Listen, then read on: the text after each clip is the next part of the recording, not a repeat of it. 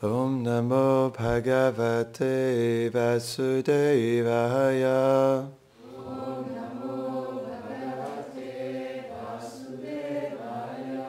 Om Namo Bhagavate Vasudevaya.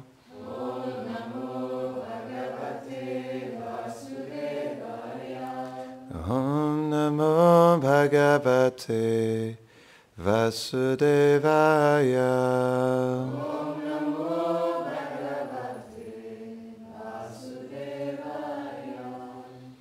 Bonjour, bienvenue à Vraj Bhavan. Aujourd'hui, nous allons lire un verset du Srimad Bhagavatam, premier chant, chapitre 10, verset 36, ce qui termine en fait ce chapitre 10. Le prochain chapitre, 11, Krishna arrive à Dvarka. Tatra tatra hatratratyer Hari pratyudyatarhan... Non, excusez-moi. Hari pratyudyatarharana Shayam bejedi shampashtan Gavistokam gatastadha Tatra tatra hatatratyer Hari pratyudyatarhana Sayam bhejedi shampashtan Gavistokam gatastada. Traduction. Dans toutes les régions où ils passèrent, le Seigneur Krishna fut honoré par les dévots avec des offrandes variées. Puis, au moment du crépuscule, il entra dans sa cité de Dvarka, quand le soleil était en train de se coucher à l'ouest, dans l'océan occidental. Commentaire. Srila Vishwanath Chakravarti Thakur dit: entre les États situés sur la route d'Hastinapur à Dvarka, alors qu'il poursuivait sa route, le Seigneur se vit offrir une adoration et des présents par les dévots vivants dans tous ces lieux. Pour combler leurs désirs, il s'arrêta à tous ces endroits l'un après l'autre. Et après être resté quelques jours dans chaque lieu, il continua son chemin. Il arriva à Dvarka dans l'après-midi. À ce moment, le soleil était en train de se coucher à l'ouest. Il entrait dans l'océan occidental. Ainsi se termine le commentaire du 10e chapitre du premier chant du Srimad Bhagavatam pour le plaisir des dévots, en accord avec les précédents précepteurs spirituels.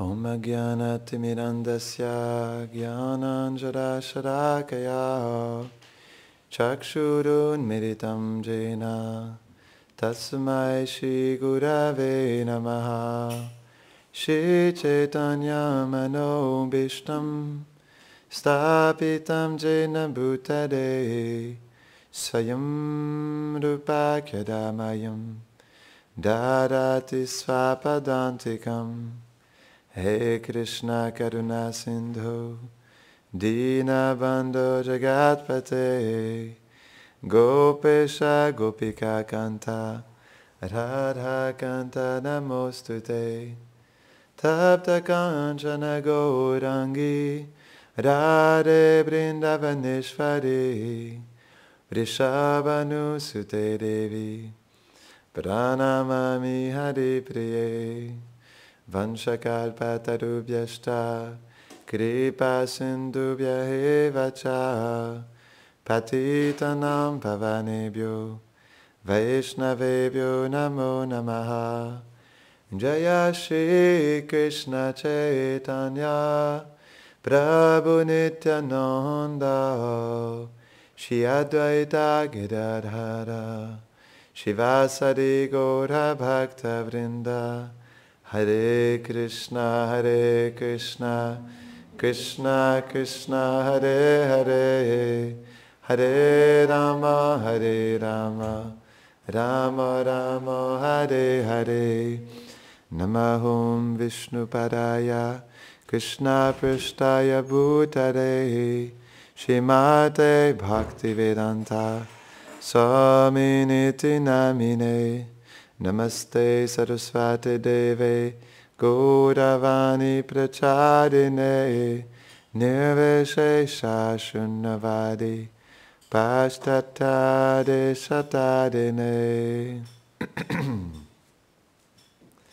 Quand je lisais le verset, ça m'a rappelé, je me rappelle, j'étais avec un dévot à Toronto, au Canada. Il m'avait posé cette question. Jamais personne ne m'avait posé cette question auparavant. Il m'avait dit, si Krishna serait en face de toi en ce moment, qu'est-ce que tu ferais? C'est intéressant comme question, non?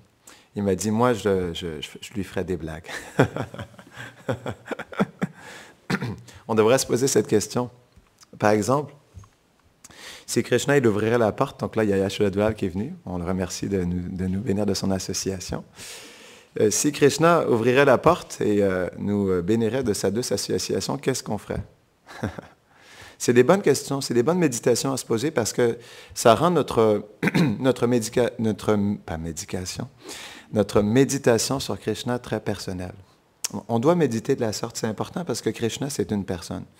Et Krishna, il pense comme ça aussi.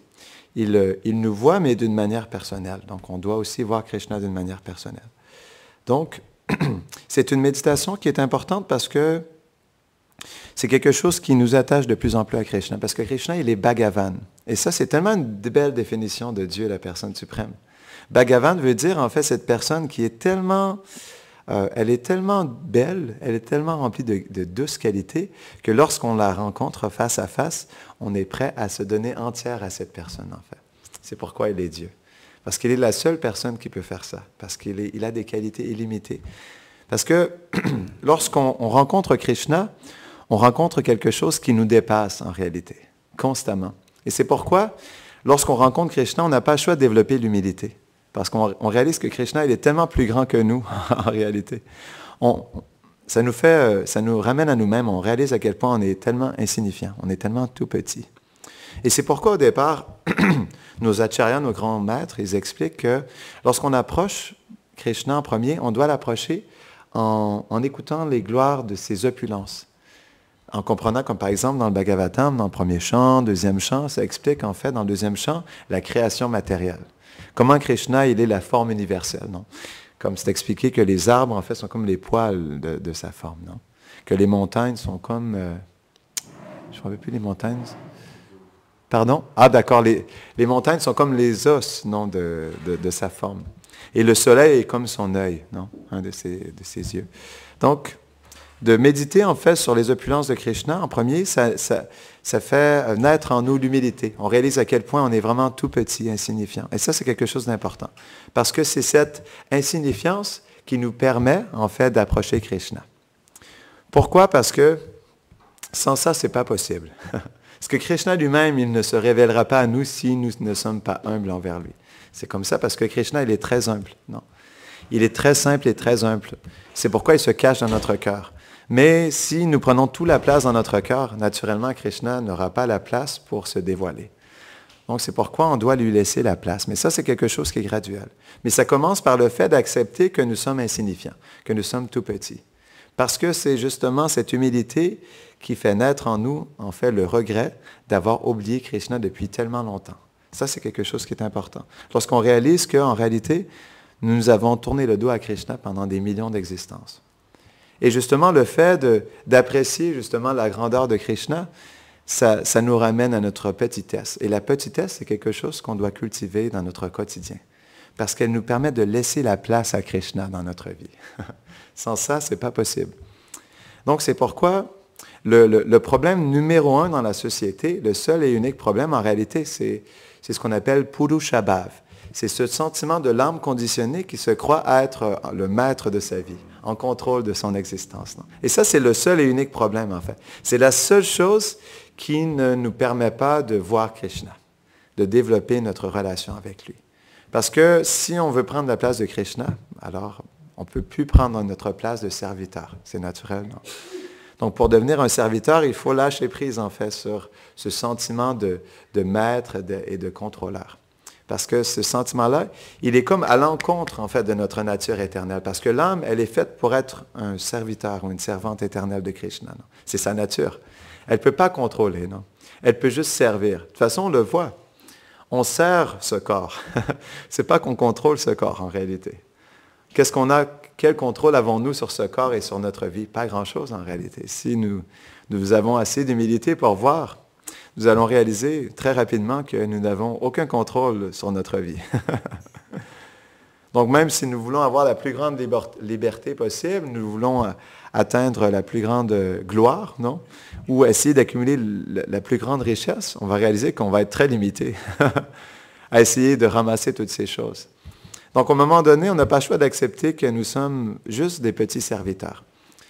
Et pourquoi, justement, la vie spirituelle, elle est essentielle, la pratique spirituelle? C'est parce que, comme par exemple le chant du Mahamantra, il nous permet d'installer à l'intérieur de nous cette attitude de serviteur qu'on appelle Dasya, Dasya Bhav.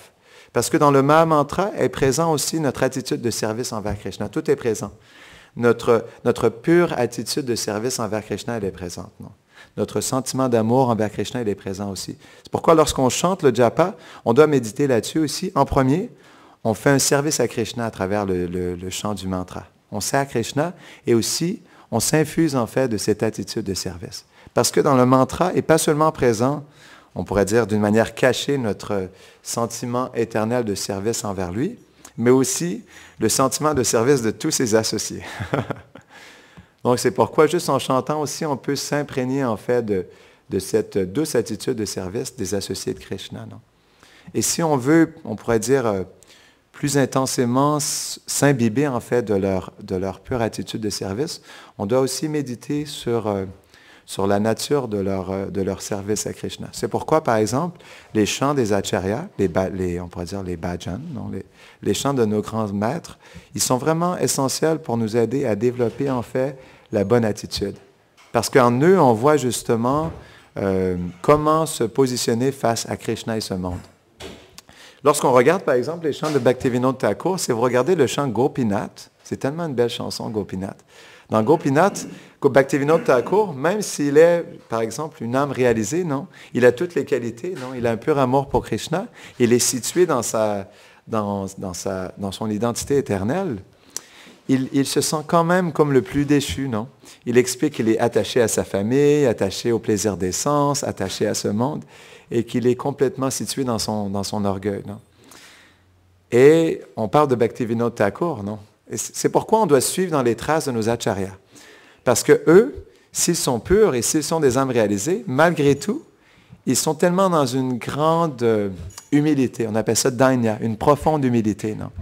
Donc, c'est pourquoi on doit s'inspirer de ces grandes âmes, parce que lorsqu'on voit en eux toutes leurs qualités et qu'on réalise à quel point, malgré tout, ils se sentent profondément déchus, inqualifiés, insignifiants, donc ça nous ramène à nous-mêmes. Alors, comment devrions-nous, nous-mêmes, nous positionner, les petites âmes conditionnées de ce monde matériel, non? Ça nous ramène à nous-mêmes. C'est pourquoi, justement, d'entendre parler des gloires de ces Vaishnavas, de ces grands dévots, extrêmement important, parce que on fait face justement à une personne qui est complètement pure et qui malgré tout se sent complètement insignifiant. C'est la même chose aussi avec les gopis de Vrindavan. C'est tellement une belle prière. Dans le 10e chant, je crois que c'est le chapitre 21. Ça s'appelle la Venu Gita, le chant de la flûte de Krishna. Et les gopis, dans ce chapitre, elles glorifient la flûte de Krishna. Vous devriez le lire, c'est tellement beau. Chapitre 21 du 10e chant du Bhagavatam. Et dans ce chapitre, en fait, les gopis, malgré le fait qu'elles soient les plus grandes dévotes de Krishna, elles soient complètement 100% abandonnées à lui, elles se sentent comme les plus infortunées parce qu'elles sont quelque peu, on pourrait dire, jalouses, par exemple, de la flûte de Krishna. Parce que la flûte de Krishna est tellement un dévot spécial de Krishna. Parce qu'elle est toujours en train de recevoir la douceur des lèvres de Krishna, non? Et donc les gopis, comme justement elles sont attachées aux lèvres de Krishna, elles sont quelque peu jalouses et envieuses de la position de la flûte.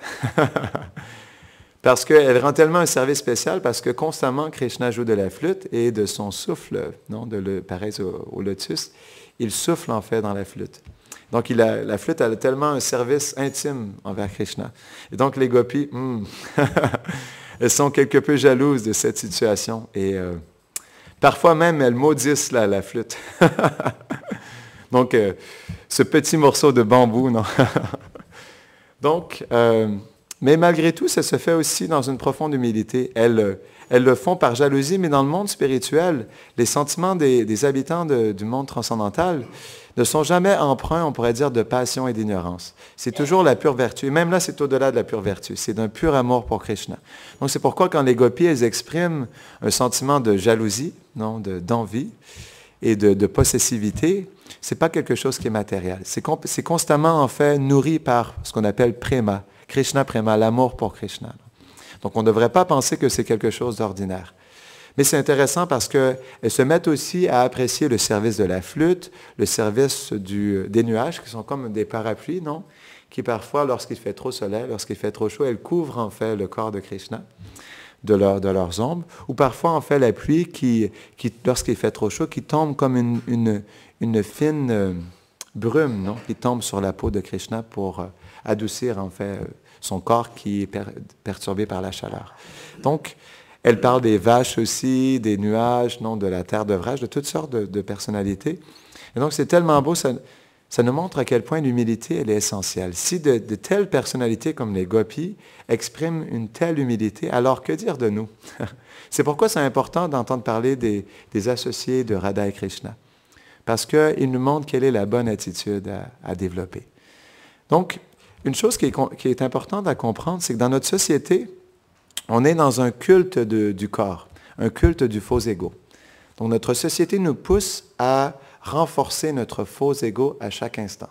Ça veut dire de mettre vraiment beaucoup de valeur et d'importance à notre apparence corporelle, à notre personnalité, à nos habiletés, et ce, à chaque instant. Donc, on pourrait dire, en réalité, c'est une société qui est complètement à l'opposé de la culture spirituelle du monde transcendantal. Complètement à l'opposé. Parce qu'ici, c'est le culte du faux ego, et là-bas, c'est le culte de Krishna. C'est complètement... Ça veut dire, le culte du faux ego, ça veut dire que c'est une société où on se glorifie soi-même. On met de la valeur à notre personne. Et c'est quelque chose, en réalité, qui est destructeur à l'avancement spirituel. Pourquoi? Parce que le faux ego, il nous recouvre. Il recouvre, en fait, notre identité spirituelle. C'est comme, en fait, c'est comme si on mettrait par-dessus, c'est comme si on éteindrait avec un feu, comme par exemple, je vais vous partager une petite anecdote.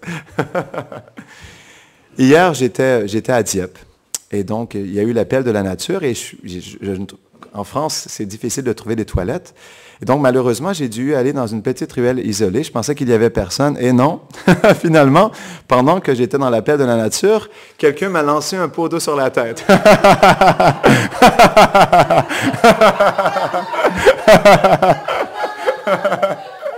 Et donc, c'est là que j'ai compris, finalement, je n'étais pas tout seul. Et c'était finalement mon karma. J'aurais dû attendre un peu plus longtemps et trouver une toilette publique, non? Eh bien, c'est la même chose avec notre faux ego, c'est que notre faux ego est comme en fait de l'eau qui éteint complètement le feu de la dévotion dans notre cœur, non?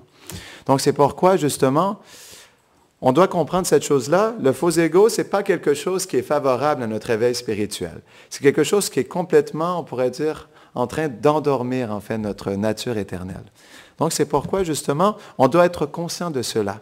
Pourquoi? Parce que le faux ego nous donne une satisfaction subtile. C'est ça qui est dangereux, en fait, avec le faux ego. C'est que nous avons une satisfaction très profonde même à nourrir notre faux ego. Et c'est là où on doit faire extrêmement attention, même en fait dans la vie spirituelle. Srila Prabhupada, il explique ça dans le Nectar de la dévotion. Il dit qu'on peut penser nourrir notre dévotion dans notre cœur en pensant que nous nourrissons à travers toutes nos activités, mais en réalité, nous ne faisons que nourrir notre faux ego. Et donc, c'est là où c'est dangereux parce qu'il y a une profonde satisfaction. Il peut même avoir une profonde félicité à nourrir notre faux ego. Une profonde félicité, en pensant que nous nourrissons la dévotion. Donc, c'est pourquoi on doit faire extrêmement attention à cela. C'est quelque chose qui est très subtil. Il y a comme une ligne très, très, très, très mince entre le fait de nourrir notre ambition personnelle et nourrir notre dévotion envers Krishna. Donc, c'est pourquoi l'expérience de la satisfaction n'est pas, comment je pourrais dire, l'expérience ultime de la dévotion. Parce qu'on peut se tromper dans la satisfaction. Non, on peut se tromper dans le fait d'expérimenter une intense félicité. Non, c'est pas ça, non. C'est plutôt, en réalité, comment je pourrais dire, c'est vraiment, on doit être conscient à chaque instant de l'intention de notre cœur. C'est ce qui fait toute la différence. Quelle est l'intention de notre cœur? C'est comme ça que nous allons changer, en fait, notre vie. Et c'est comme ça que Krishna va se révéler à nous.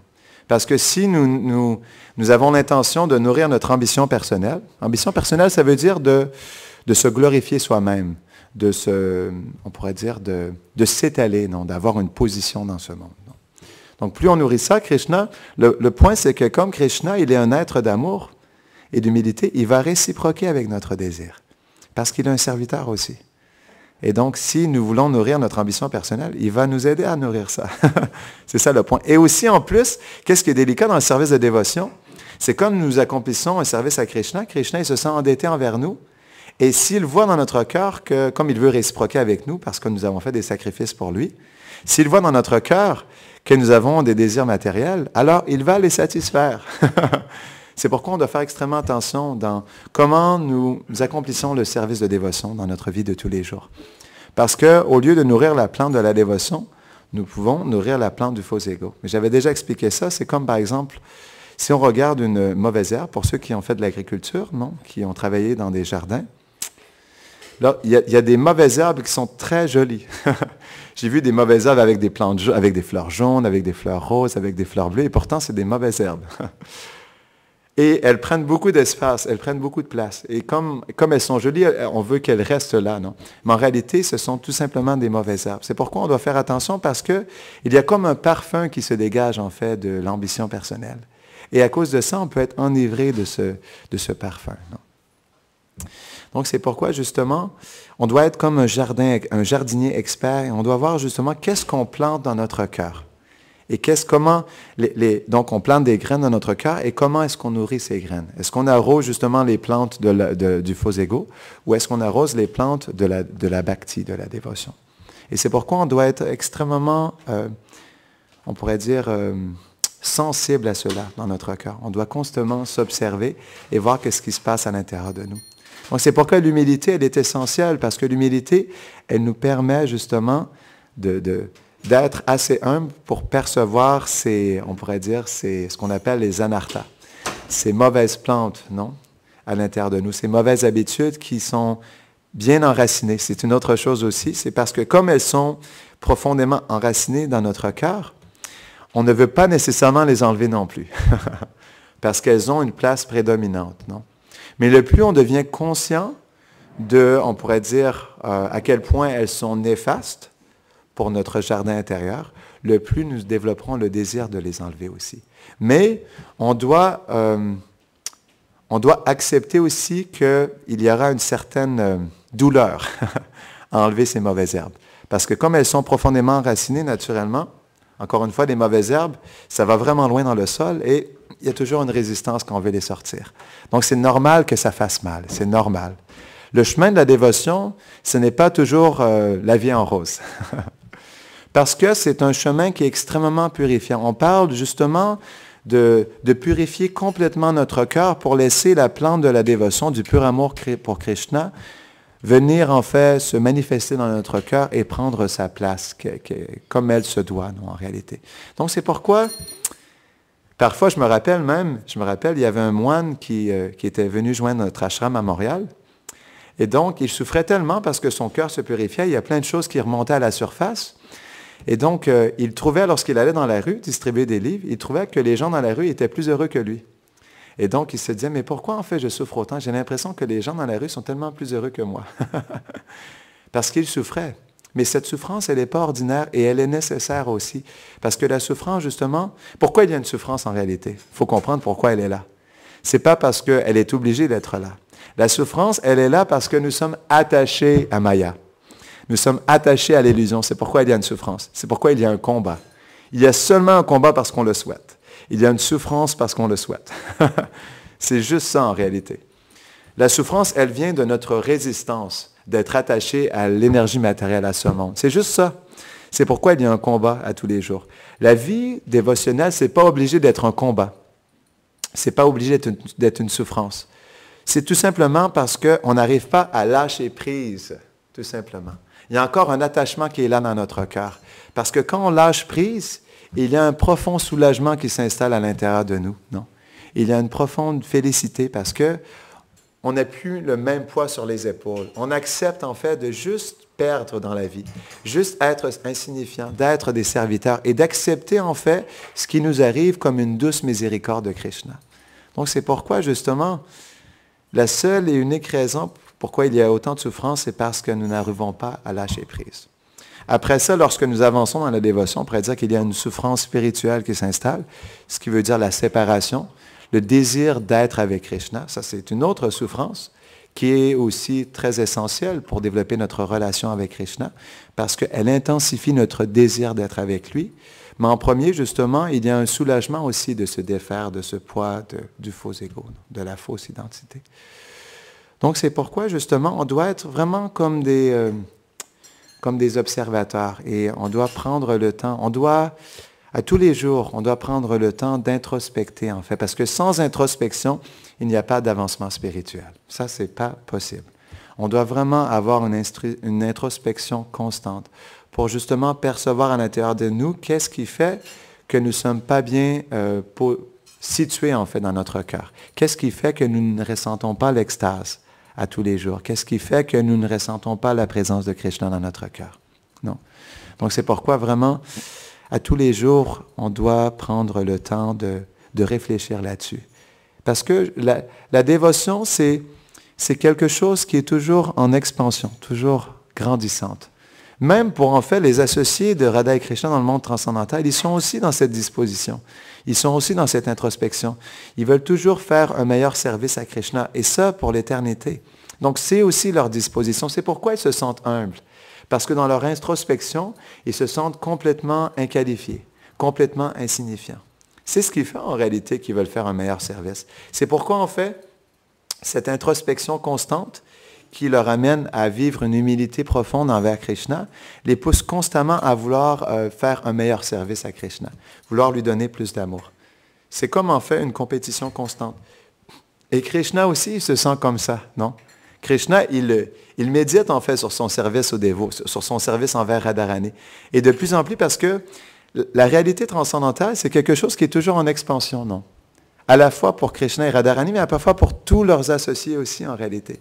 Donc c'est pourquoi, comme c'est toujours quelque chose qui nous dépasse, à chaque instant, on se sent toujours encore plus humble en réalité.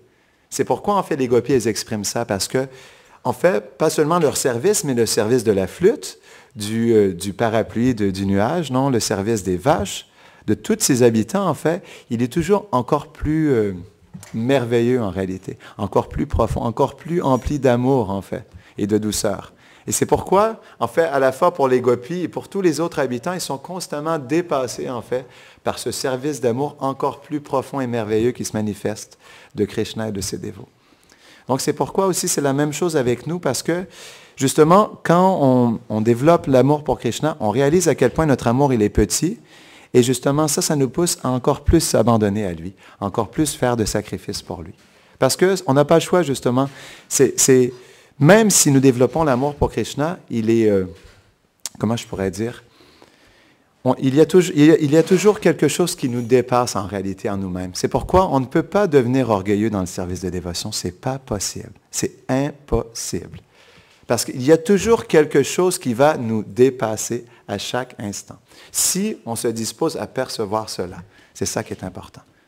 Parce que de toute façon, on est toujours dépassé par la dévotion, par l'amour de Krishna, par la pureté de ces grands dévots. Non? Donc en réalité, si on a les yeux pour le percevoir, on va réaliser qu'on ne peut jamais justement égaler de toute façon. On est constamment dépassé. Et ça, c'est une belle méditation. Parce que ça nous pousse à nous abandonner davantage et à servir et se sacrifier davantage. C'est pourquoi c'est une compétition constante, non, entre Krishna et son dévot. Donc on va terminer ici. Est-ce qu'il y a des questions, des réflexions? Oui. Mm-hmm.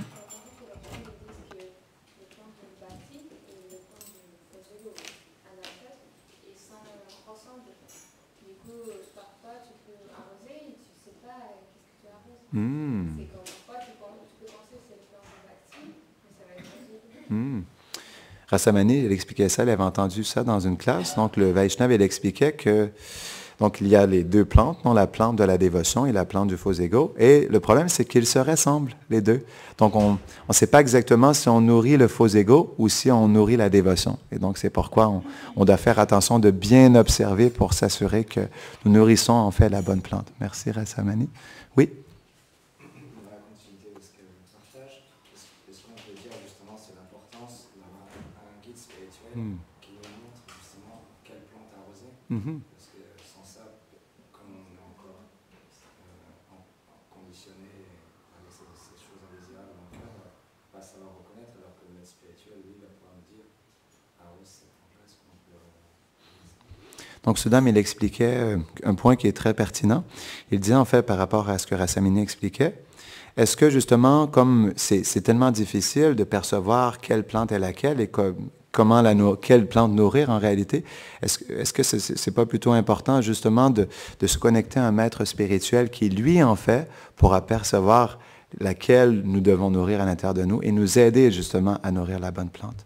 Mais ça, c'est une très belle question et ça, c'est la chose la plus importante parce que comme nous sommes des âmes conditionnées, même si nous éveillons en fait notre conscience et notre dévotion, notre attitude de service, nous ne sommes jamais complètement purs non plus. Parce que c'est expliqué en fait qu'il y a seulement au niveau de Bhava que nous sommes complètement libérés des modes de la nature. Et Bhava, c'est un niveau qui est très élevé. C'est juste avant Prema. Donc, avant ça, nous sommes tout de même influencés et contaminés par les modes de la nature. Donc, c'est pourquoi c'est sûr que ça prend une âme pure, en fait. Une âme qui est complètement libérée des modes de la nature, qui est libérée de l'illusion matérielle et qui, elle, en fait, peut pleinement voir ce qui se passe à l'intérieur de nous. Donc oui, c'est absolument essentiel. Parce qu'en nous-mêmes, nous n'aurons jamais, même si nous observons le plus possible, nous n'aurons jamais la pleine, on pourrait dire, perception de tout ce qui se passe à l'intérieur de nous. Seulement le maître spirituel peut pleinement, vraiment gratter au plus profond de nous-mêmes pour faire sortir, en fait, les choses les plus attachées à l'intérieur de nous. Ouais. Oui, juste, on va terminer sur la question de Sudam, après ça... Juste, quand tu expliquais par rapport au jardin qu'on arrose, ça me faisait penser, en fait, c'est comme un jardinier, s'il arrache les mauvaises herbes tous les jours, alors son jardin, il va être beau, et puis ça va être plutôt plus facile que s'il attend un mois, ou puis là, il se met à désherber, ça va lui prendre toute la journée, et même plusieurs jours pour désherber son jardin. On peut dire, est-ce que c'est la même chose aussi dans notre pratique spirituelle? C'est pour ça qu'on fait tous les jours les mêmes choses, tous les jours, année après année. On entretient finalement ce jardin intérieur à travers la sadhana. Donc, Sudam aussi, il partageait un autre point par rapport au jardin. Il disait, est-ce que ce ne serait pas mieux justement d'enlever... premièrement, il expliquait, lorsqu'on enlève toutes les mauvaises herbes, le jardin, il est beau, il est propre, non? Il est clair. Donc, est-ce que ce ne serait pas mieux justement d'enlever toutes les mauvaises herbes et de constamment les enlever, comme ça, justement, on n'aura pas à passer tant d'énergie et d'efforts à enlever les mauvaises herbes. Ça, c'est un beau point parce que, en réalité, c'est ça le problème. Les mauvaises herbes, on doit les enlever constamment parce que c'est vraiment comment je pourrais dire, des petits démons, quoi. ça se prolifère vraiment rapidement et immédiatement. Et donc, c'est pourquoi, oui, comme tu l'expliquais, justement, à tous les jours, on doit faire le travail à l'intérieur pour pouvoir, justement, se libérer de ces mauvaises herbes parce que ça repousse très rapidement comme on est en contact avec l'énergie matérielle. Donc, oui, c'est ça le point. C'est vraiment exactement ça. C'est à tous les jours, on doit faire un effort constant pour, justement, enlever les mauvaises herbes et faire naître la plante de la dévotion. Ouais. Oui, Gokul.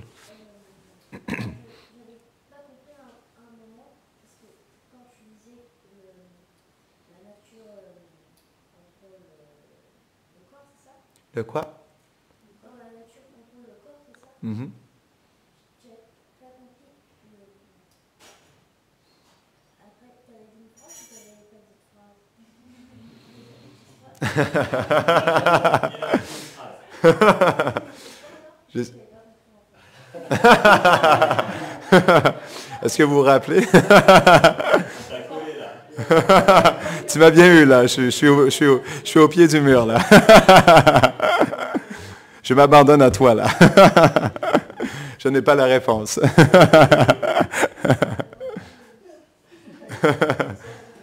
Tu peux prier à Krishna dans ton cœur, je suis sûr qu'il va il va te le rappeler.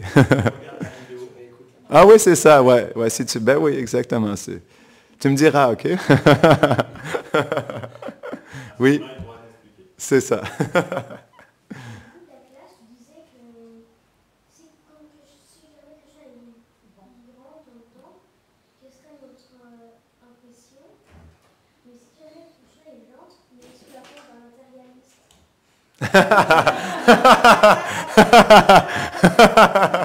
Ah, ils ont des bonnes questions, les enfants, quand même. Ben, écoute, c'est vraiment très intelligent ta question. Donc, je vais la répéter.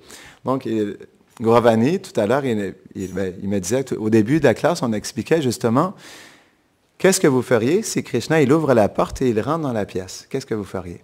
Et donc, Gauravani, il a posé cette question que je trouve très bonne. Il a dit, en fait, si Krishna entre, mais il est comme un matérialiste. Alors, qu'est-ce qu'on ferait? Très bonne question. En fait, mais c'est très intéressant ce que tu dis, Gauravani. Krishna, il peut manifester sa présence dans n'importe qui. Et j'ai souvent senti ça dans ma vie quand je distribuais des livres. Un mendiant dans la rue m'a apporté des leçons très profondes, en fait, dans ma relation avec Krishna. Donc oui, Krishna, il se manifeste pas seulement dans le maître spirituel, dans les dévots, dans la Murti, mais il peut se manifester dans un oiseau, dans un être humain, dans n'importe quoi, pour te donner une leçon, pour t'aider à progresser. Donc oui, c'est une très belle question. Oui.